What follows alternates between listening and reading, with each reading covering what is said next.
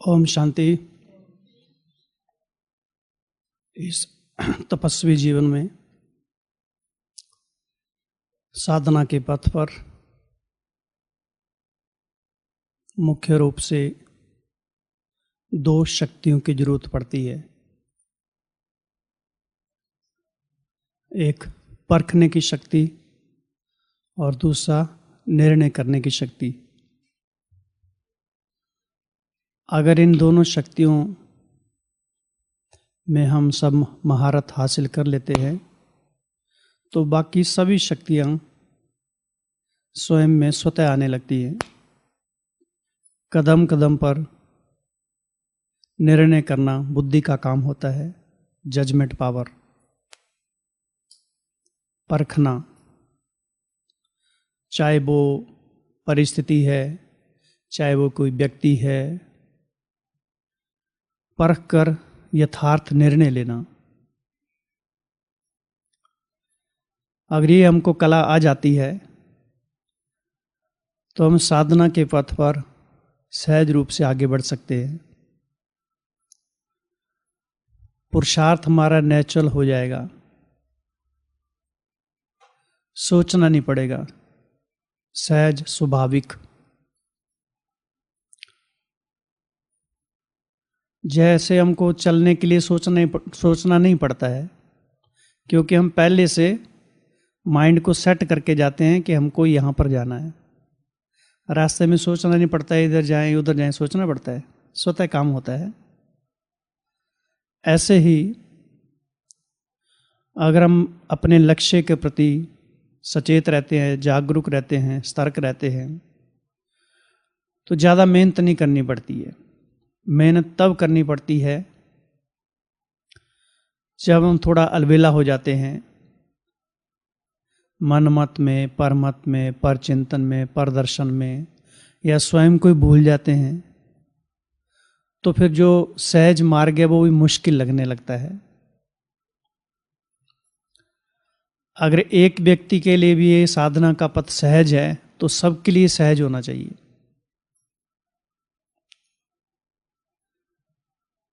बाबा कहते हैं सहज तो है लेकिन मुश्किल स्वयं बना लेते हो, स्वरूप को भूल जाते हो। और जब हम स्वरूप को भूल जाते हैं तो सो लक्ष्य को ही भूल जाते हैं, सो देश को ही भूल जाते हैं, स्वयं के लक्षणों से परे चले जाते हैं, स्वयं के कर्मों से विस्मृत हो जाते हैं। तो पुरुषार्थ हमारा नेचर हो जाए, उसके लिए स्वयं पर ही अटेंशन रखने की जरूरत है, कदम कदम पर, पग पग पर। क्योंकि बाबा कहते माया की चाल भी बड़ी लुभावनी है, तरह तरह के प्रलोभन हैं, नए नए रूप से, आकर्षक ढंग से, मनमोहक ढंग से माया मन को वश में कर लेती है, परवश हो जाते हैं। क्योंकि लंबे समय तक हमने अपनी बुद्धि को, मन को माया के हवाले करके रखा हुआ था। जो छोटे विचार, नकारात्मक विचार, उनसे हमारा मन बुद्धि भरा हुआ था, विकारी विचार, तो स्वतः अपने आप काम करते हैं। लेकिन बाबा ने आते ही हम सबको दिव्य बुद्धि का वरदान दिया। अगर हमको ये स्मृति में रहता है कि स्वयं भगवान ने हमें दिव्य बुद्धि दी है, तो ये जीवन रूप पर जो रजिस्टर है ये बेदाग हो जाएगा। नहीं तो कदम कदम पर दाग लगते ही रहते हैं। एक दाग मिटता नहीं, फिर दूसरा, फिर तीसरा, चौथा, दाग पर दाग लग जाते हैं। आत्मा फिर और पीड़ित हो जाती है, दुखी हो जाती है, हीन भावना भर जाती है, अपने प्रति आत्मविश्वास की कमी हो जाती है कि जो हमको करना चाहिए था वो हम नहीं कर पा रहे हैं। तो एक छोटी सी भूल भी बहुत बड़ा नुकसान कर देती है।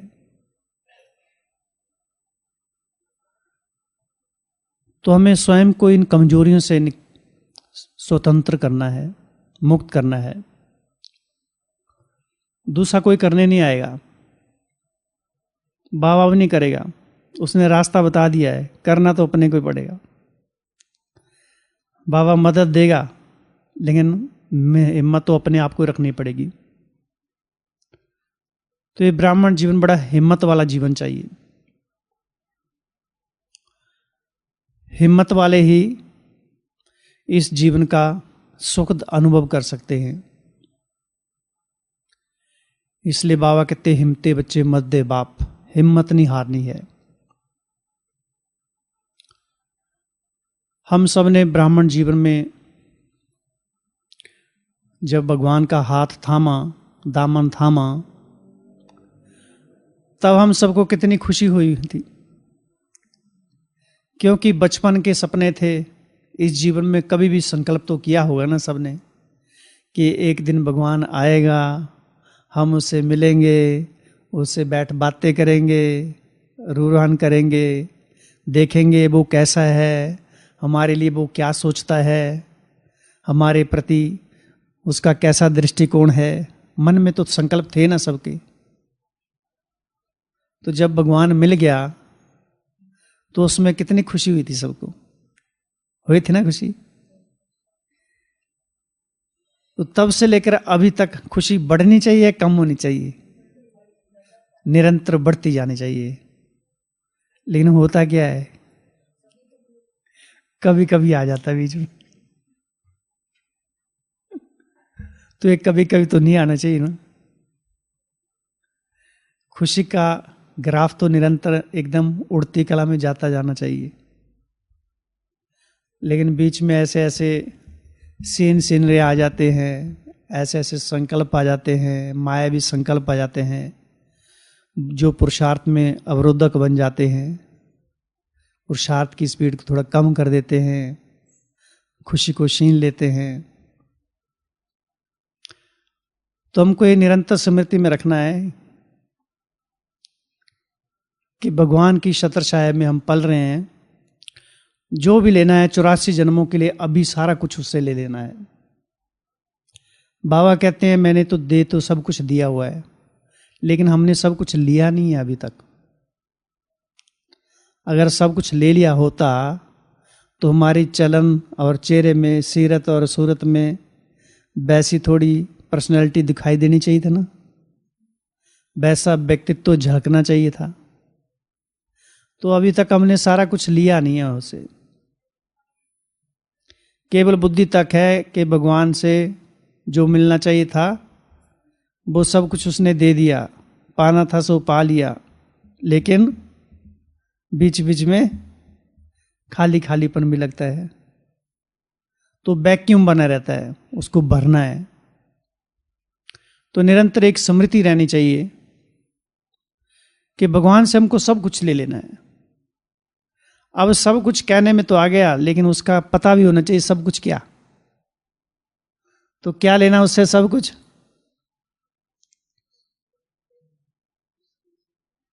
खुशी, शक्ति, दैवी गुण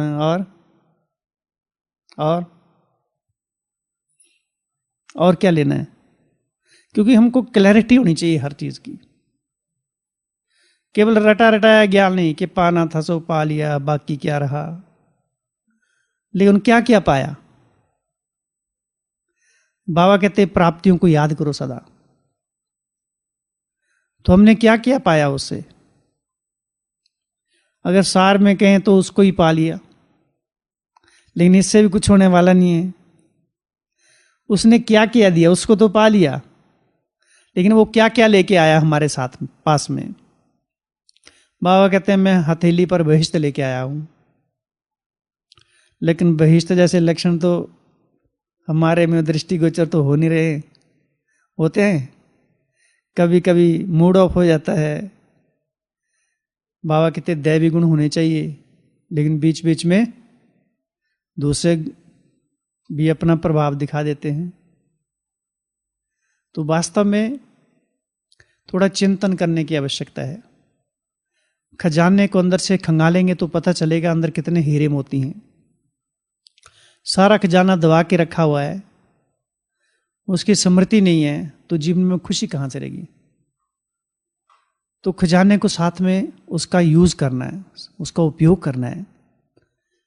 आज थाना बाबा ने कहा चलते फिरते क्या करो, विचार सागर मंथन करो। ये क्या है?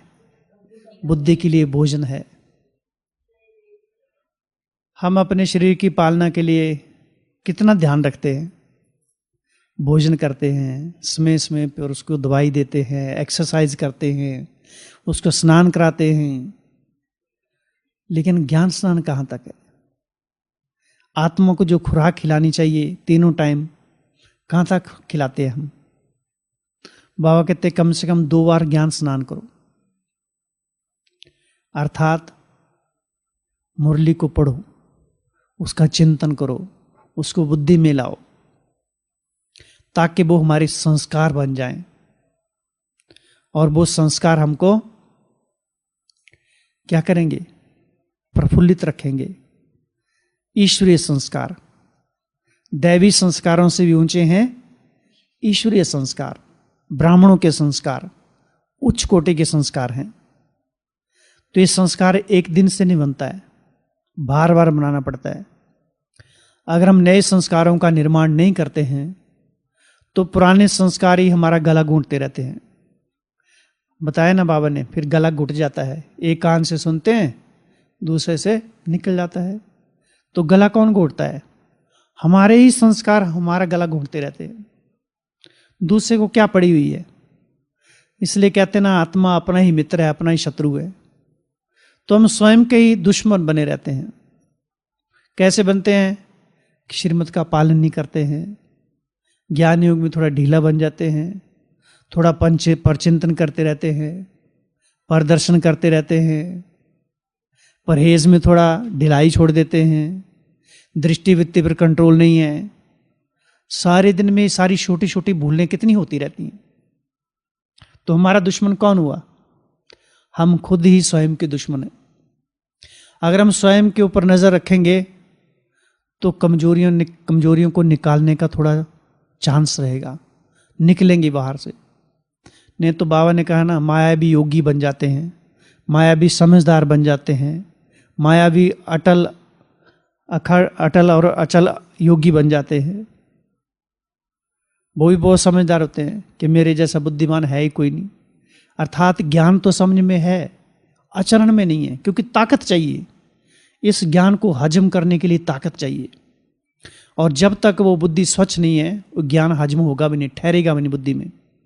ज्ञान बुद्धि में ठहरा ही नहीं है तो वो ज्ञान दवाई बनकर काम कैसे करेगा? ज्ञान एक दवाई की तरह काम करता है, और दवाई को हमने केवल मुंह में रख दिया, खाया ही नहीं उसको, तो काम करेगी नहीं। ऐसे ज्ञान को केवल हमने सुन लिया एक बार, लेकिन उसको हजम नहीं किया, उसका चिंतन नहीं किया, वो हमारे कर्मेंद्रियों में समाया ही नहीं ज्ञान, तो उस ज्ञान का कोई औचित्य नहीं है। केवल एक खाना पूर्ति हो जाएगी कि हाँ ठीक है, हम ब्राह्मण हैं, ज्ञान सुन रहे हैं, सुना रहे हैं, लेकिन प्रैक्टिकल में जो ज्ञान जो हमारे जीवन में समा जाना चाहिए, जिसकी खुशी होनी चाहिए, जिसका परिवर्तन हमको स्वयं को महसूस होना चाहिए, वो नहीं होगा। तो इस ब्राह्मण जीवन के महत्व को समझना है और इसका संपूर्ण आनंद लेना है। संपूर्ण आनंद लेने का, अतीन्द्रिय सुख करने का टाइम केवल अभी है, अभी नाउ। इस दरवाजे के बाहर जाएंगे वो भी खत्म हो जाएगा। अभी जीना है तो अभी, नहीं तो होता क्या है, बैठे तो इतने बुद्धि दरवाजे से बाहर ही होती है, कितना भटक जाती है। मन बुद्धि को पकड़ना माना सबसे बड़ी साधना है ये। जिस काम के लिए हम बैठे हैं वहीं बुद्धि पूरा एकाग्र हो जाए। इसलिए बाबा क्या कहते हैं, मुरली सुनते सुनते भी कोई तवाही होकर बैठते हैं। तो जो भी हम काम कर रहे हैं, बोले कोई भी कर्म कर रहे हैं, घरेलू काम काज, ऑफिस में या कहीं भी कर रहे हैं, उस काम में अगर बुद्धि पूरी एकाग्र हो जाती है, पूरी निष्ठा के साथ वो सेवा कर रहे हैं, तो हमारी एक आदत बन जाती है अपने मन बुद्धि पर नियंत्रण रखने की। और जहां हमने अपने मन बुद्धि को नियंत्रण में करना सीख लिया तो वो हमारे लिए एक दोस्ती का काम करेंगे, हमारे सहयोगी साथी बन जाएंगे, समय पर हमको आगे बढ़ाने के वो निमित्त बन जाएंगे। नहीं तो हमारी बुद्धि ही हमको भटकाती रहेगी। तो बहुत सारी बातें हैं। तो अभी हम कल की मुरली पर चर्चा करेंगे। क्या थी मुरली कल की? जोर से बोलो, जोर से। वर्तमान समय की आवश्यकता है बेहद के वैराग्य की वृत्ति। और पिछले संडे की मूल्य का हेडिंग क्या था?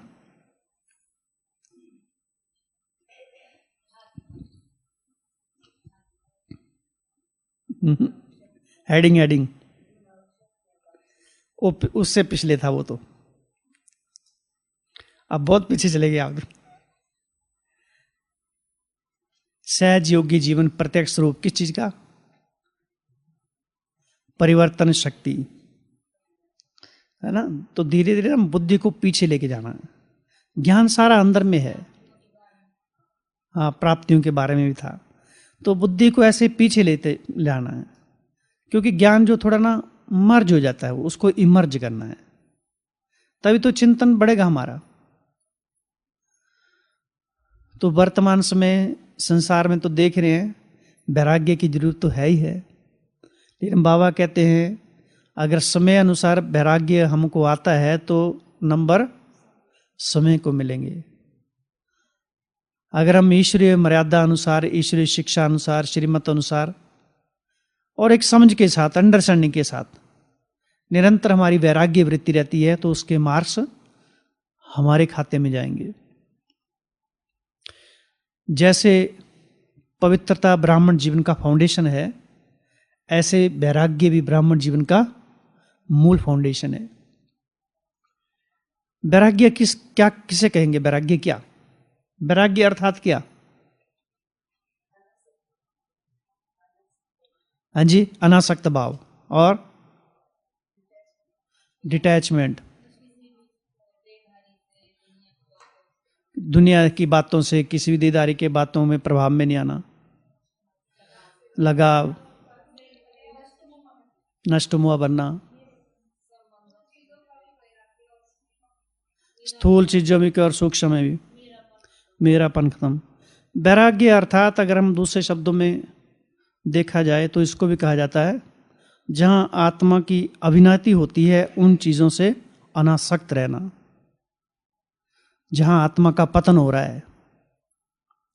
और शॉर्टकट संसार में तो कहा जाता है ये देह को मिट्टी समझना और संसार को असार समझना, ये वैराग्य की परिभाषा संसार में भी मानी जाती है।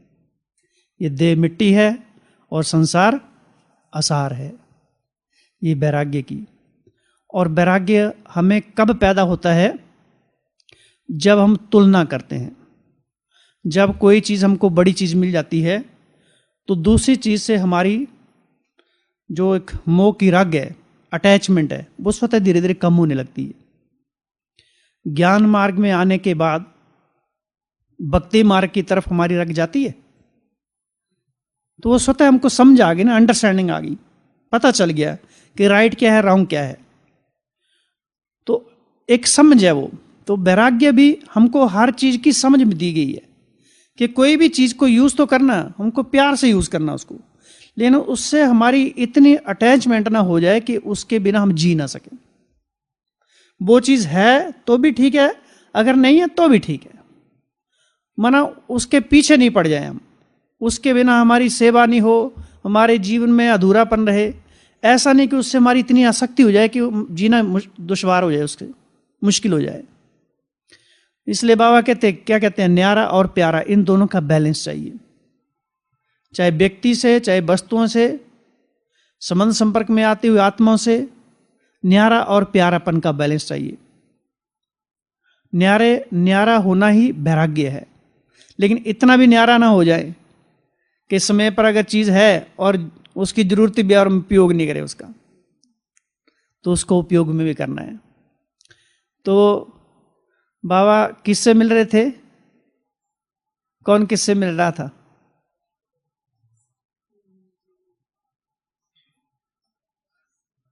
कल की मूली तो थी,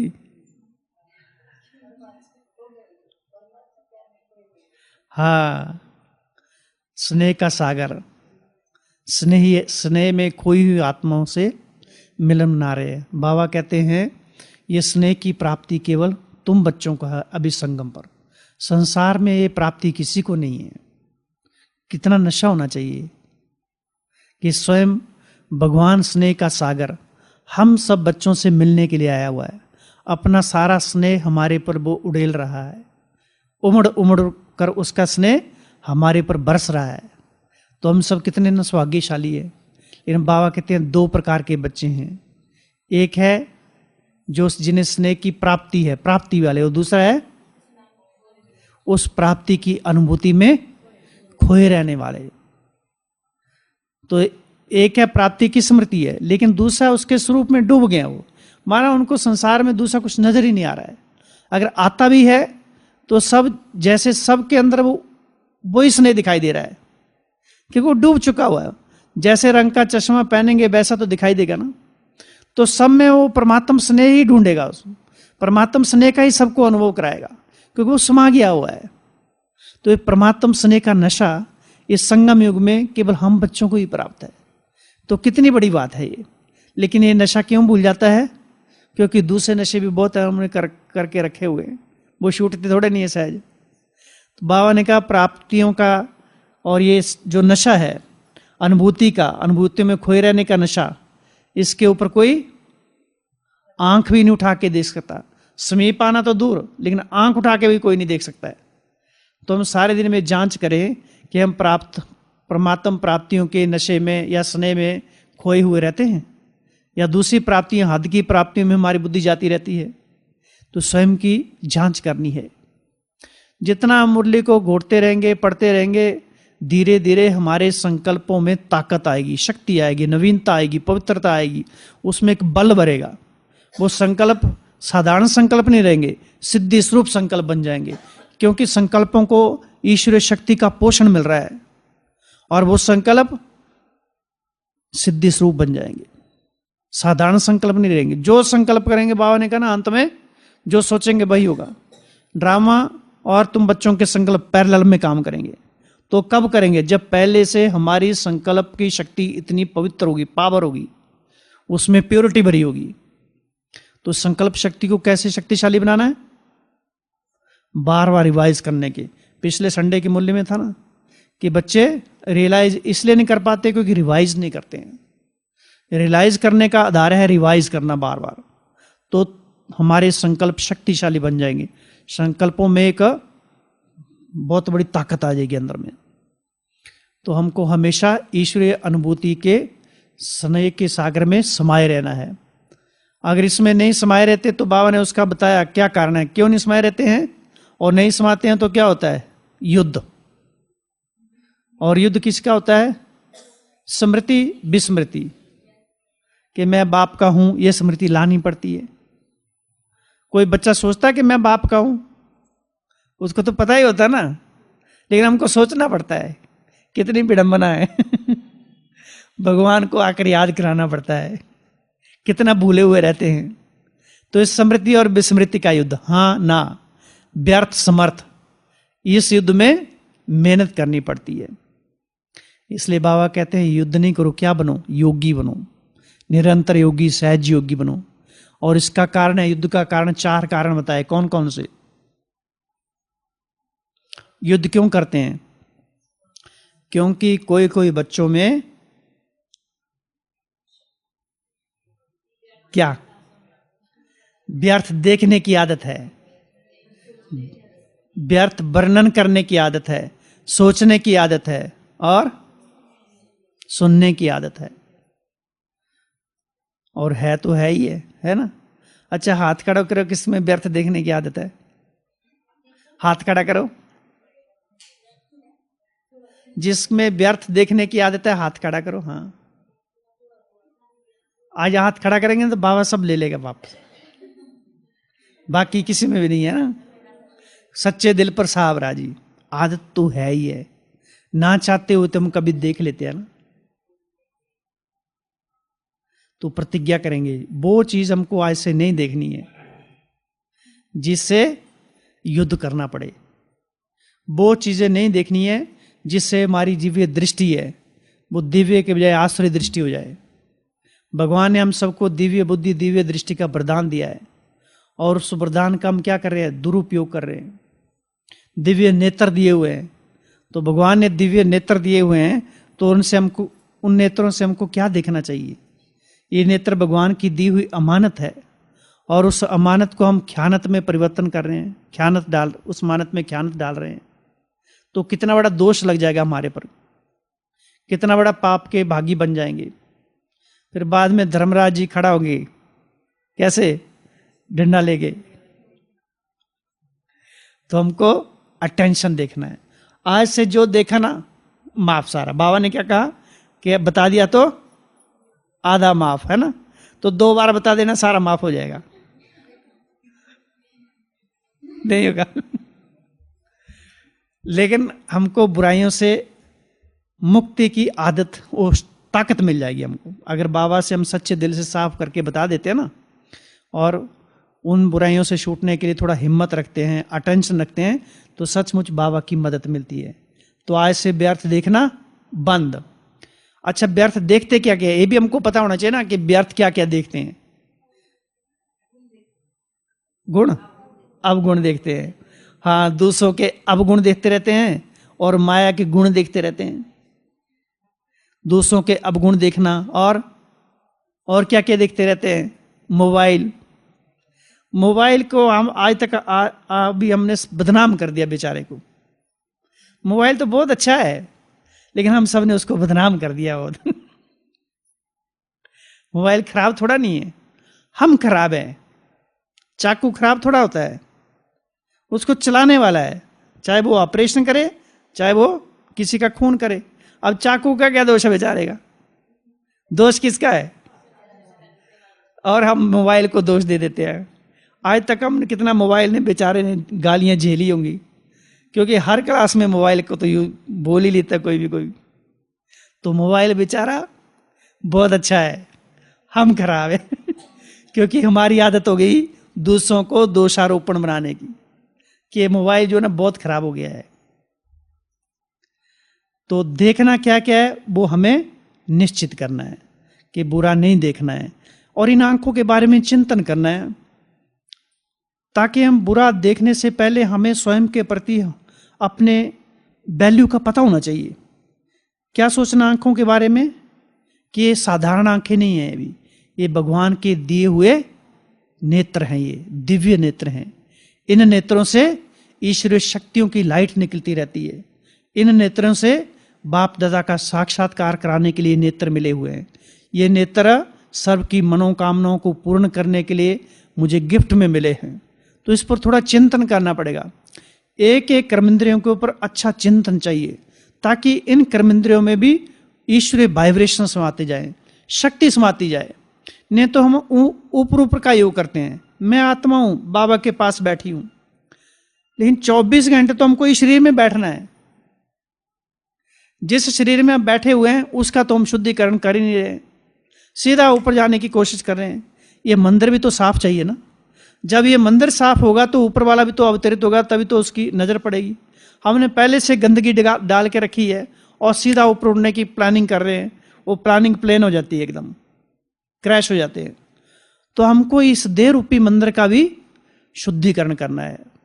तो आज से हम बुरा देखना बंद। तो सबको बधाई, क्यों? क्योंकि आज से बुरा देखना बंद हो गया। तो आज से हम कौन है? दिव्य नेत्रों वाली महान आत्माएं हैं, दिव्य नेत्रों वाली संसार को शक्ति देने वाली आत्माएं हैं। तो अच्छे अच्छे से संकल्प करने हैं, तो इन कर्मेंद्रियों को भी मजा आएगा, सुख मिलेगा, इन आंखों में भी चमक आएगी। बाबा ने कहा ना, अंत में तुम्हारी ये आंखें जादू की डिब्बियां बन जाएंगी। अंत में ये आंखें बल्ब, बड़े बड़े बल्ब बन जाएंगे, उनसे रोशनी निकलेगी, ये लाइट हाउस बन जाएगा। तो हमको अच्छा अच्छा चिंतन करना है। तो आज से देखना बंद, ठीक है? तो कितनी खुशी होगी, कितना हल्का हो गया आज से ना। अच्छा, दूसरा क्या था? व्यर्थ सुनने की आदत। तो क्या क्या सुनते रहते हैं? अगर कोई ज्ञान की बात सुनाता रहे तो वो सारी याद नहीं रहती है, और 15-20 इधर उधर की बातें बता दे तो सारी याद रहेगी, है ना? तो व्यर्थ बहुत सारी बातें सुनते सुनाते रहते हैं, है ना? चाहे वो राजनीति की बातें हैं, अर्थात जो हमारे सब्जेक्ट की नहीं है, जो हमारा विषय नहीं है, उससे हटकर हम कोई चिंतन करते हैं, सुनते या सुनाते रहते हैं। अर्थात हम अपने आप को डस्टबिन बना के रखा हुआ है, क्योंकि उससे हमारी उन्नति नहीं है, अवनति हो रही है। तो हम क्यों सुनते रहते हैं सारे दिन में, है ना? कोई कोई पिछले संसार में जो होकर गए हैं उन्हीं के बारे में चिंतन करते रहते हैं, फलाना इस धर्म का था, अब इस धर्म का हो गया। अरे क्या लेना देना इन बातों से, हमारा तो एकदम बेहद का ब्राह्मण जीवन है। कहां फंसे हुए, सारा दिन चिंतन चलता रहता लोगों का। कितना उच्च कोटि का हमारा ब्राह्मण जीवन। बाबा कहते तुम विश्व कल्याणकारी आत्मा हो, और हम छोटी छोटी बातों में फंसे हुए। विश्व के महाराजन महारानी बनाने के लिए भगवान आया हुआ है, और अब एक छोटे से गांव के बारे में बात कर रहे हैं। बताओ तो हमारा चिंतन कितना ऊंचा चाहिए। ये कान साधारण नहीं है, ये कान क्या है? सोने का बर्तन। वैसे तो बुद्धि है, लेकिन सुनते तो कानों से है ना। तो ये साधारण कान नहीं है, ये हाथी के कान है। हाथी के कान अर्थात जो बुरी बातों को पीछे झाड़ देते हैं, अच्छी बातें अंदर जाती हैं। हाथी अर्थात विशाल, विशाल मानसिकता वाले। तो आज से बुरा सुनना भी बंद, सुनाना और वर्णन करना। हाँ, कोई सुनाए तो हमारे अंदर जाएगा नहीं। जैसे बाबा ने बोला ना, बच्चे सुनते हैं कान से, दूसरे से निकल जाता है। तो ऐसे बुरे के लिए ऐसा काम करना है, ज्ञान के लिए नहीं। क्योंकि वो हमारा सब्जेक्ट नहीं है, तो हम क्यों सुने उसे। और अगर कोई जबरदस्ती सुनाता है तो हमारे उस ऊपर उसका प्रभाव नहीं पड़ेगा, क्योंकि हमारा अंदर ही अंदर कनेक्शन ऊपर वाले से जुड़ा हुआ है। अंदर ही अंदर हमारी जो वृत्ति है, उपराम वृत्ति है, वो चीजें हमको इफेक्ट नहीं करें, क्योंकि हम उससे निकल चुके हैं। वो रस नहीं उससे हमको मिलता है। अब जिस चीज से हमको रस नहीं मिलता है, जैसे देखिए शाम को भी सब योग में बैठते हैं, जो एकदम मस्त होकर योग में बैठता है तो उसको आसपास के वातावरण से कोई लेना देना नहीं है। भले कोई बात कर रहा है, कुछ भी कर रहा है, कोई लेना देना नहीं उससे। कोई आ रहा है, जा रहा है, कोई फर्क नहीं पड़ता है। फर्क तब पड़ता है कब? जब हमारा ध्यान उन बातों में जाता है। तो हमको अपनी अवस्था को इतना मजबूत बना देना है, ज्ञान योग से परिपूर्ण कर देना है, ताकि हमारा जो मन है, हमारा जो योग है, वो अपने आप ही ऊपर स्वतः उपराम वृत्ति रहे, अपने आप ही लगा रहे, लगाना ना पड़े वो।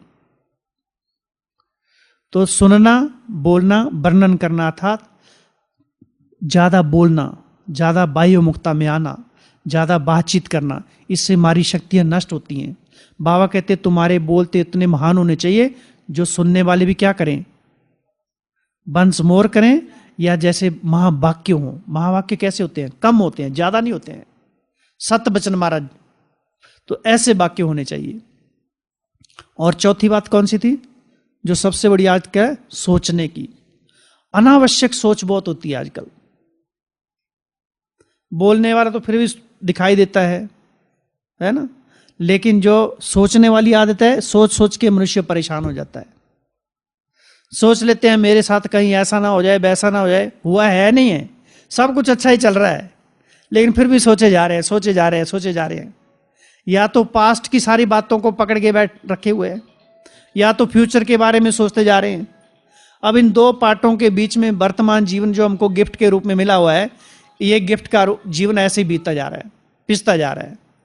तो वर्तमान में जीना है।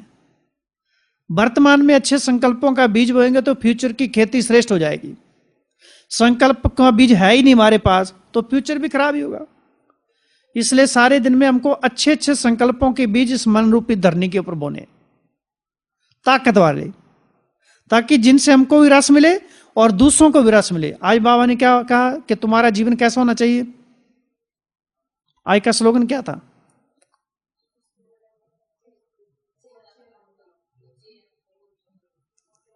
बताओ बताओ जोर से। चेयरफुल चेहरा क्या काम करे? बोल्ड का काम करे। तो चेहरे पर ऐसे नहीं कि हमारे एकदम रेखाएं, चिंता वाली रेखाएं हो, नहीं। शुभ चिंतन करेंगे तो सारी चिंताएं मिट जाएंगी। तो खुशी का चेहरा हमारा कब दिखाई देगा? जब हमको स्वयं प्राप्तियों का पता होगा, भरपूर होंगे, तभी तो चेहरे पर दिखाई देगा। जिसके पास माल पानी होता है तो चेहरे पर पता चलता है, उसकी खुशी गायब नहीं होती कभी भी। खुशी गायब किसकी होती है? जिसके पास कम पैसे होते हैं। बाबा ने कहा तुम बच्चों को तो मैं ज्ञान की संपत्ति देकर इतना माला वाला बनाया कि संसार की आत्माएं भी उसके आगे, आज बताया ना, अक्षौणी सेना भी कुछ नहीं कर सकती है। तुम मास्टर सर्वशक्तिवान हो। एक साइड में, एक पक्ष में अक्षौणी सेना हो या संसार की सारी आत्माएं, दूसरी तरफ तुम मास्टर सर्वशक्तिमान आत्माएं, तो दोनों में से श्रेष्ठ कौन है? तो वो खुशी हमारे चेहरे पर दिखाई देनी चाहिए। लेकिन छोटी छोटी बातों का असर हो जाता है क्योंकि हमको स्मृति में नहीं रहता है।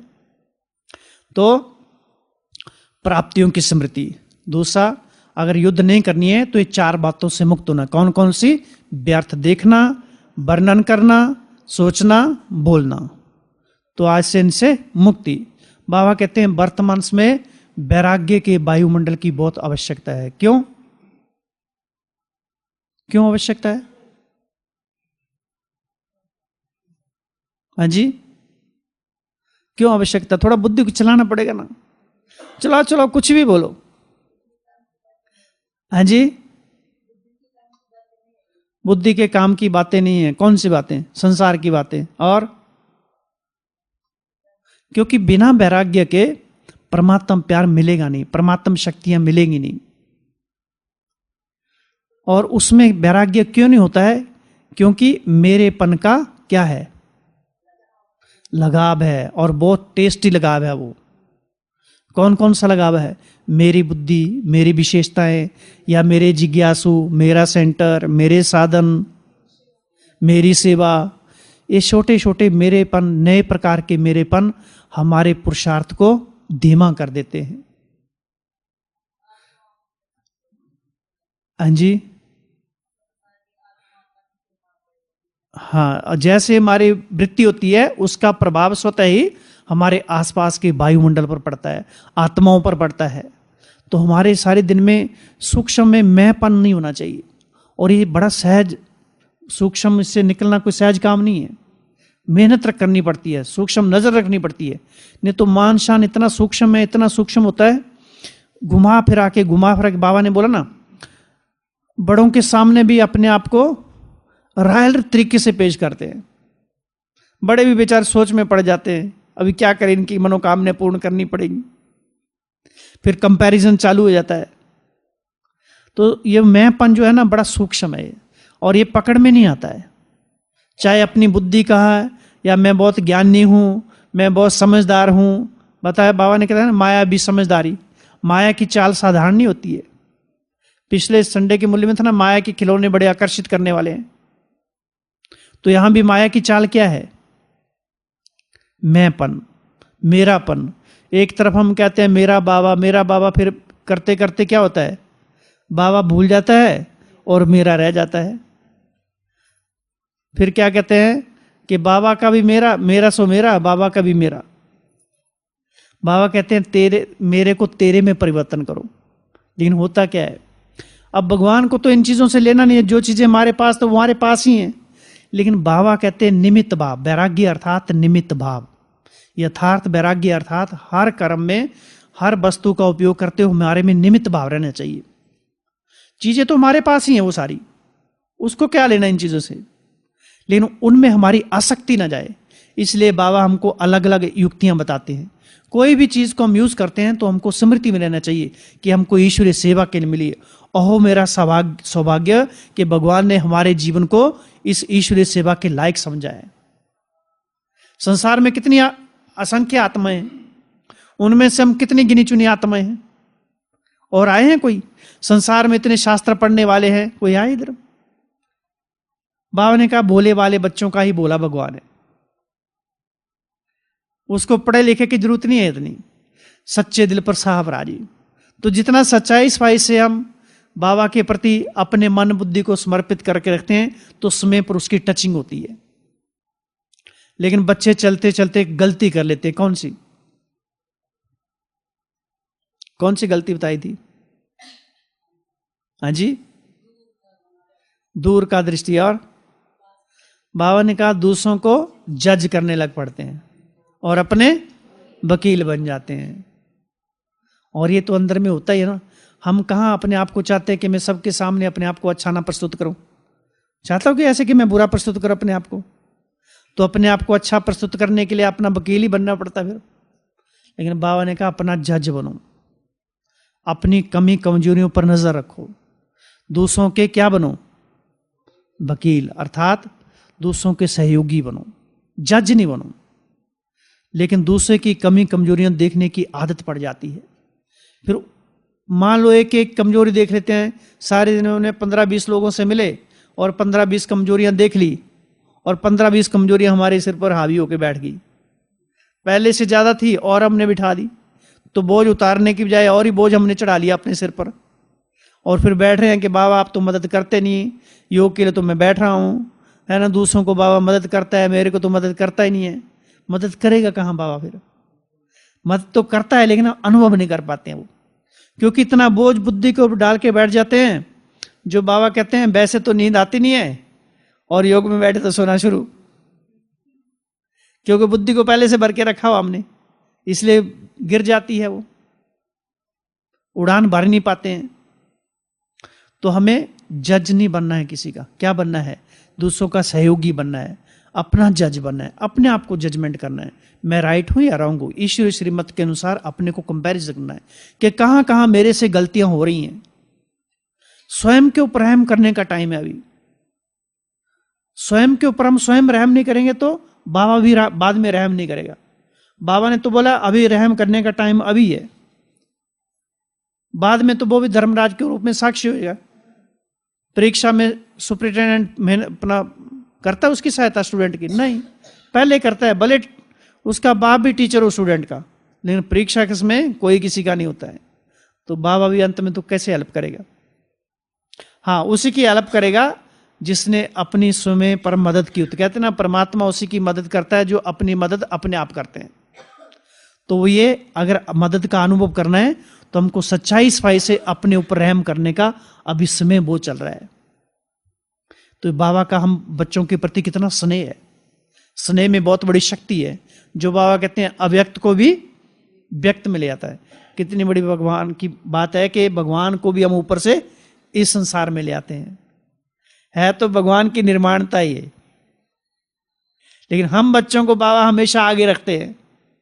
बाबा कहते हैं ना कि बच्चों को कहाँ रखते हैं माँ बाप? जो बड़े स्किल दे बच्चे होते हैं अपने कूल्हे पर, कंधे पर रखते हैं। तो बाबा भी हमको अपने नयनों का नूर, सिर का ताज बनाकर रखते हैं कि स्वयं भगवान भी अव्यक्त से व्यक्त में आ जाता है। हम सब बच्चों से मिलने के लिए स्नेह में इतनी शक्ति है। बाबा कहते हैं स्नेह में कोई भी बात मेहनत वाली नहीं लगती है, मेहनत वाली बात भी सहज हो जाती है, मुश्किल भी सहज हो जाती है ना। एग्जाम्पल बताया ना कि मधुवन के आंगन में भले 3 पैर पृथ्वी नहीं मिली, लेकिन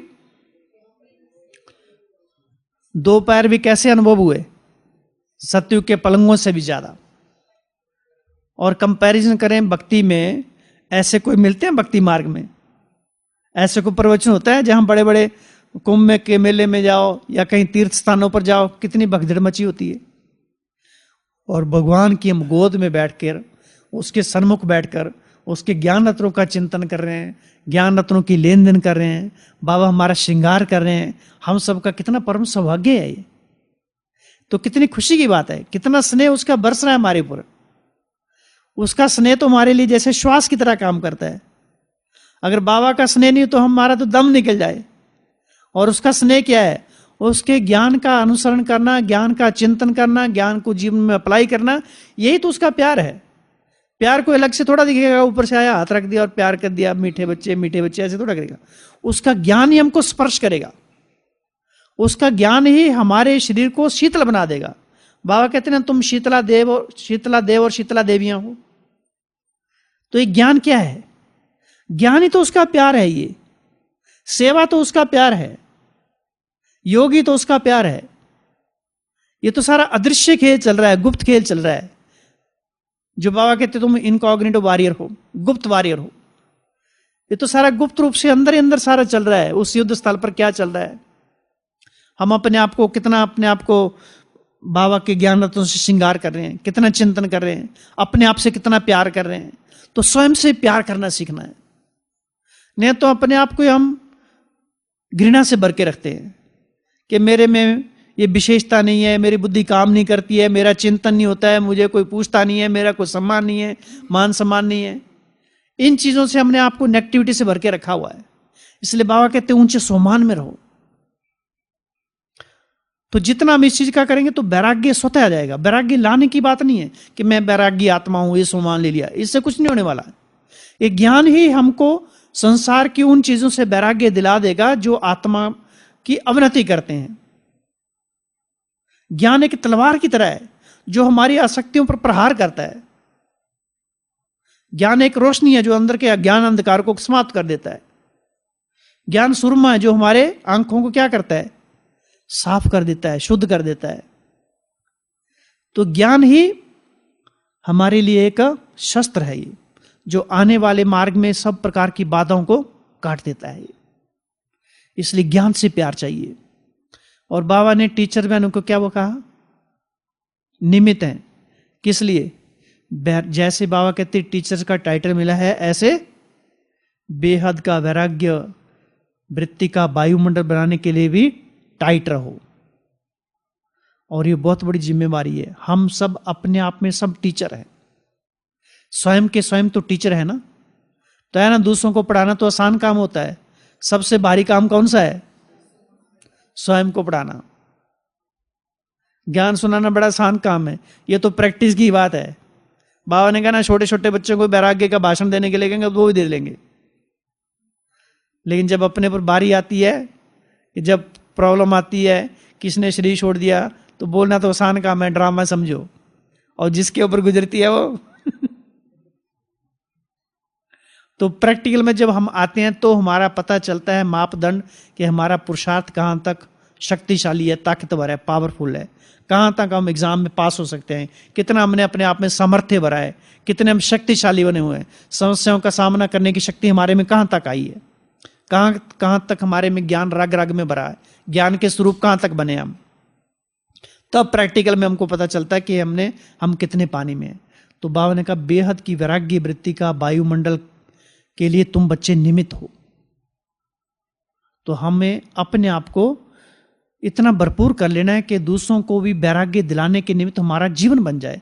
अर्थात उन चीजों से अपने आप ही दूसरी आत्मा भी किनारा कर लें जिन चीजों से जीवन में अवनति हो रही है, नुकसान ही नुकसान हो रहा है, पता भी है, समझ भी है, लेकिन उड़ने की शक्ति नहीं है। बाबा ने तो कहा अंत में ऐसी आत्मा आएंगी जिनको आपको अपनी ताकत से उड़ाना पड़ेगा, चलाना पड़ेगा। अब घर में बच्चे होते हैं, अब बच्चे शक्ति नहीं है तो माँ बाप क्या करेंगे? पालना तो माँ बाप को करनी पड़ती है ना। तो बाबा कहते तुम बच्चे सारी सृष्टि के पूर्वज हो, तुमको सबकी पालना करनी है। अपने संकल्पों में इतना समर्थ हो कि उन समर्थ संकल्पों के वाइब्रेशन सर्व आत्माओं को भी ताकत भर दे। अगर स्वयं में शक्ति नहीं है तो दूसरों को शक्ति कहां देंगे? तो स्वयं को शक्तिशाली बनाना है। तो टीचर अर्थात निरंतर बेहद की वैराग्य वृत्ति में रहने वाले, वैराग्य वृत्ति का वायुमंडल निर्माण करने वाले, सबको वैराग दिलाने वाले अपने चलते फिरते जीवन से, बोर्ड से, चेहरे से, चलन से। और विदेशियों को क्या कहा बाबा ने? विदेशियों को कौन सा फैशन होता है? हाथ में हाथ मिला के चलना है। तो सभी अपने आप को विदेशी समझो आज से, है ना। और हाथ में हाथ मिला के चलने का, कैसे चलेंगे? शिव बाबा का तो हाथ है नहीं, श्रीमत का हाथ, अर्थात बुद्धि में बाबा की श्रीमत घूमती रहे, घूमती रहे, घूमती रहे, है ना। इतना हाथ हमारा मजबूत हो जाए कि छूटे ना हो, और वो हाथ सीधा हमको सीधा ऊपर ही ले जाए बाबा के पास ही, और बाद में हम ढूंढते रहे नीचे अपने आप को और ऊपर ही पहुंच जाए। तो निरंतर हमारा हाथ बाबा के हाथ में रहे। अगर बाबा के हाथ में हमारा हाथ है तो उसका निशानी बताई बाबा ने। कौन सी निशानी बताई? बीच में जिक्र भी किया कि अगर अक्षौणी सेना भी है सामने, अक्षौणी आत्माएं भी है, तो वो भी आपका कुछ कर नहीं सकती, क्योंकि मास्टर सर्वशक्तिवान बच्चे हो तुम, सर्वशक्तिवान का साथ है। और एक माया की चाल और भी बताई कि सर्वशक्तिवान आत्मा, मास्टर सर्वशक्तिवान बच्चों को ही माया अलग कर देती है। माया बहुत सूक्ष्म है, नए नए रूप में आती है, इसलिए माया को पहचानने की आंख भी हमारी उतनी ही तीखी चाहिए, तेज चाहिए। तो बाबा की ऐसी अनेक सारी बातें हैं। तो मुरली को बार बार रिवाइज करते जाना। मुरली हमारे जीवन का श्वास है, श्रृंगार है। मुरली का बाबा कहते हैं एक ऐसी लाठी है जो सीधा स्वर्ग में पहुंचा देगी। अर्थात इसी जीवन को हमको स्वर्ग अनुभव करना है। बाद में तो वहां तो महसूस ही नहीं होगा कि हम स्वर्ग में देवी देवता हैं। अब भी अनुभव करना वो सारा, इस जीवन में। क्या? ओम शांति।